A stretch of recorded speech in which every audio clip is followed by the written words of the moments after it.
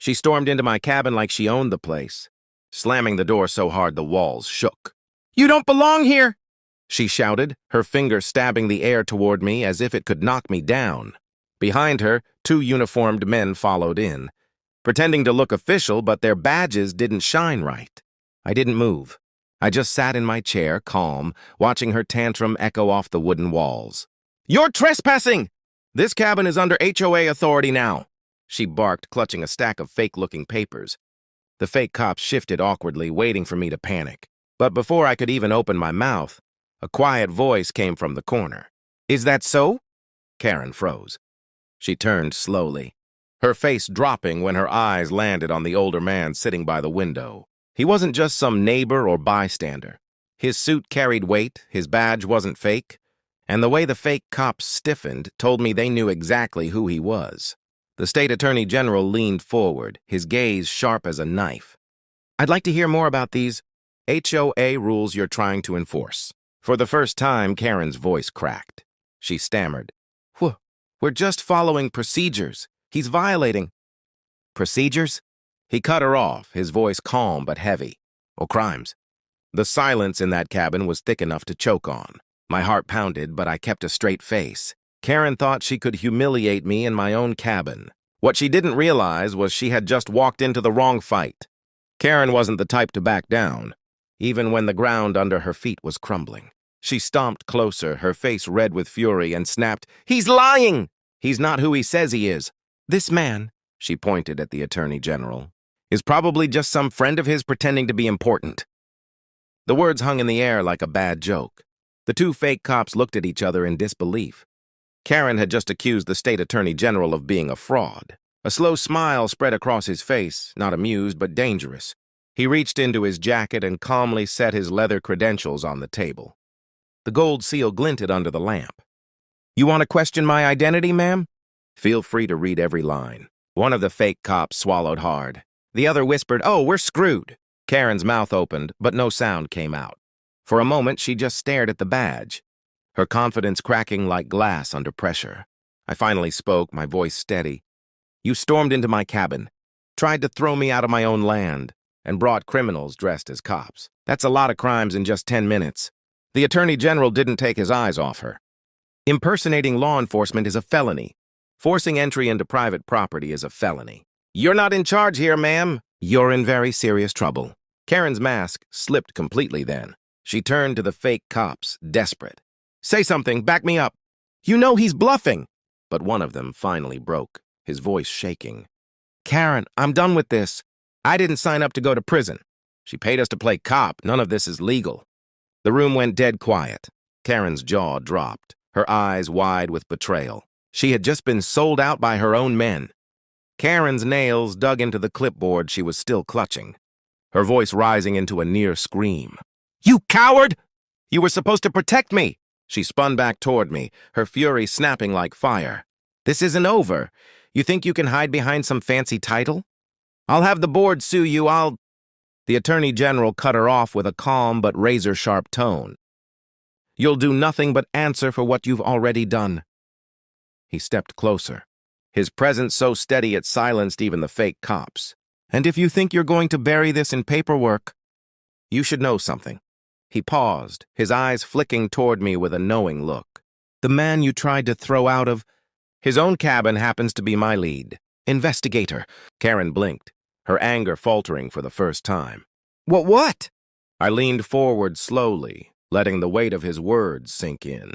"That's right. I wasn't here on vacation. I was here because we've been building a case on you and your little HOA empire for months. Every fake fine, every forced eviction, every illegal lockout, it's all documented." The color drained from her face. The fake cops shuffled nervously, clearly realizing they had walked straight into a trap. Karen tried one last desperate angle, her voice cracking. No, you can't. You don't understand. I run this neighborhood. Without me, it all falls apart." The Attorney General's expression hardened. "What falls apart is your illusion of control. And tonight it ends." For the first time, Karen actually took a step back. Her arrogance had carried her straight into the jaws of something she couldn't bully her way out of. Karen's eyes darted around the cabin, her breathing sharp and uneven. She backed toward the door like a cornered animal, clutching the clipboard to her chest as if it could shield her. "You have no proof," she shouted, her voice cracking. "This is just harassment. I'll leave and call my lawyers." But the Attorney General didn't flinch. He tilted his head slightly, almost like he'd been waiting for that line. Then, with a subtle wave of his hand, the door behind Karen swung open. Real deputies in crisp uniforms filled the doorway, their badges gleaming under the porch light. The sound of boots on wooden floorboards echoed as they stepped inside. One officer spoke firmly, "Ma'am, step away from the exit." Karen froze, panic flashing across her face.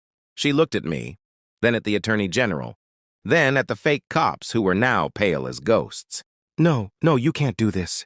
"I'm the one in charge here," she cried, her voice desperate, almost childlike now. One deputy calmly produced a folder. "We have warrants.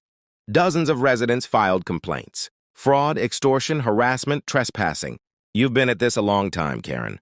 The Attorney General's voice was steady, almost cold. "You wanted to play authority?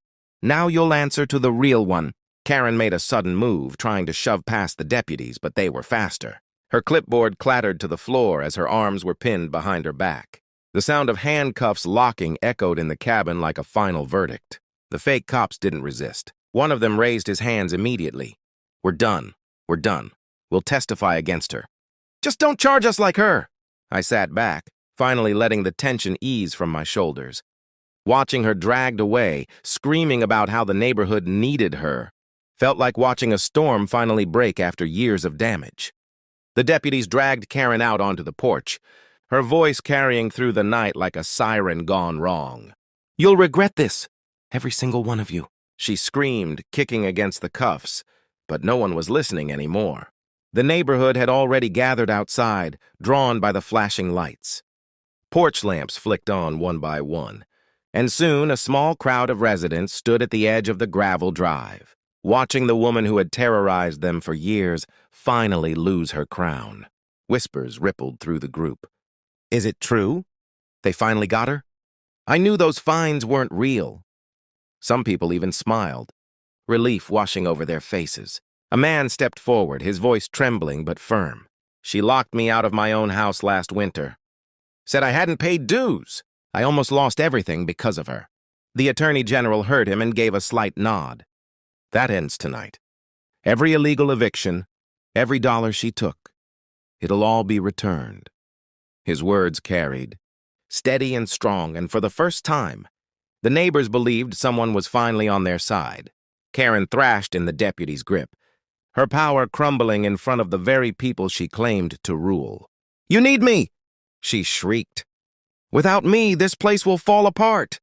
But the silence that met her was heavier than any insult. Nobody defended her. Nobody cared. I stood at the top of the steps, looking out at the faces, families, veterans, single parents, all of them victims of her little dictatorship. For once, they weren't looking at me with suspicion or fear. They were looking at me with gratitude. The Attorney General stepped closer, his hand briefly resting on my shoulder. They'll need someone to guide them through what comes next. But tonight, you did more than protect your land. You freed them. For the first time in years, the cabin didn't feel like just my private refuge. It felt like the heart of something bigger, something worth fighting for. As the crowd murmured, headlights swept up the dirt road. A familiar truck rolled in, and the moment the door swung open, my wife stepped out. She carried herself with the same quiet confidence she always had, the kind that came from years of discipline most people would never imagine. Karen spotted her and spat venom through clenched teeth. "Oh, perfect. Another squatter!" "You're all the same. Leeches, freeloaders." But Karen didn't get to finish. My wife walked past her without even a glance, straight to me. "Everything good here?" she asked calmly, her voice low but steady, as if she were checking in after a drill rather than walking into chaos. The Attorney General gave a small smile. "Better now that you're here. I've heard plenty about your record." Karen blinked, confused. "Record? What record?" That's when one of the deputies stepped forward, almost reverently. "Ma'am, you trained my unit back at Fort Bragg." His voice carried awe. And suddenly the whole mood shifted. The neighbors, the deputies, even the fake cops turned their eyes toward her. Karen's face twisted in disbelief. "You're lying!" "She's nothing. But my wife met her gaze unflinching. I trained men who went into combat zones. I commanded teams that never lost a mission. And you? You tried to play dictator over a neighborhood barbecue committee. She let the words hang cool and sharp, while Karen's fury turned to silence. The Attorney General folded his arms. I'd say that settles who actually commands respect here. The crowd erupted into quiet applause, not staged, not forced, just the release of years of fear and anger finally lifting. Karen's threats had lost all power, drowned out by the simple truth standing in front of her. And for the first time that night, I realized this wasn't just justice. It was closure. The deputies loaded Karen into the back of the cruiser, her shouts fading as the car rolled down the gravel road. The night grew quiet again, the air heavy with pine and lake mist. Neighbors slowly began to drift away, some stopping to shake my hand, others nodding silently, their eyes saying more than words ever could. They weren't just relieved. Many of them looked free for the first time in years. Inside the cabin, the fire still burned low in the stone hearth. My wife sat beside me, the Attorney General standing near the window, watching the glow of the taillights disappear into the distance. None of us spoke for a while. The silence wasn't heavy anymore, it was peaceful. Finally, I broke it. 3 years ago, I almost sold this place. Thought maybe it wasn't worth the fight. I looked at the old wooden beams above us, then back at my wife. But now I know why I held on. She reached for my hand, her grip firm, grounding me the way she always had. Because it's yours, and no one has the right to take it. The Attorney General turned then, his voice steady but carrying the weight of something bigger than the cabin. Land, family, freedom, that's what people like her will never understand. But that's what this country is built on. You stood your ground, and because of that, a whole community has its voice back. The fire crackled, throwing sparks upward like tiny fireworks. I felt the weight of the long fight finally lift from my chest. Looking out through the cabin window at the lake, dark and calm under the moon, I realized something important. I hadn't just defended a piece of property. I had defended the principle that no one, no fake cop, no corrupt board, no self-appointed Karen, could decide where a man belongs on his own land. And as I sat there with my wife, with justice finally served, one thought echoed clear in my mind. I didn't fight for this country just to be told. I couldn't live free on my own soil.